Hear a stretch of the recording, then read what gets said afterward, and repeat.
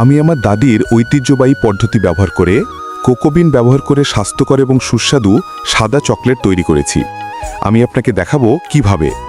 প্রথমে আমি আমার দাদুর খামার থেকে পাকা কোকোবিন বাছাই করি এবং সাবধানে তাদের ঘন মাংস কেটে বীজ বের করি। এটি আমাদের চকলেটের প্রধান উপাদান। তারপর আমি এগুলি ঢেকে শুকোতে দিই, যাতে তিক্ততা এবং কষাকষে দূর হয় এবং স্বাদ এবং সুগন্ধ বের হয়। এক সপ্তাহ পরে আমি এই বীজগুলিকে পুঙ্খানুপুঙ্খভাবে ঝাঁকিয়ে রোদে শুকোতে দিই। একবার শুকিয়ে এবং মুচমুচে হয়ে গেলে আমি এগুলি বের করি, কিছুক্ষণ ভাজি করি এবং তারপর আমার হাত দিয়ে পাতলা খোসা ছাড়িয়ে ফেলি। আমার ভিতরে সুস্বাদু কোকো বীজ পাই, যা আমরা তারপর একটি মর্টারে এবং মুচমুচে গুঁড়ো করে একটি সূক্ষ্ম গুঁড়ো করে ফেলি।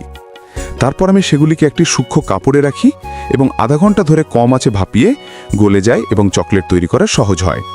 এখন এটি বের করে আমার ঐতিহ্যবাহী মিলে রাখার পরে মিলের ওপরের অংশ ওজন করে রাখার সাথে সাথেই এর ভিতরে সমস্ত রস বেরিয়ে আসে। এবার মিষ্টির জন্য আমি কিছু চিনির গুঁড়ো এবং দুধের গুঁড়ো যোগ করি এবং ভালো করে মেশানোর পর কিছুক্ষণ গরম করি, যাতে দুধ এবং চিনি কোকো জুসের সাথে ভালোভাবে মিশে যায়। ঠান্ডা হওয়ার পর আমি এটি একটি ছাঁচে ভরে রাতভর ঠান্ডা জায়গায় রেখে দিই। এই কাজের জন্য অনেক পরিশ্রম করতে হয়।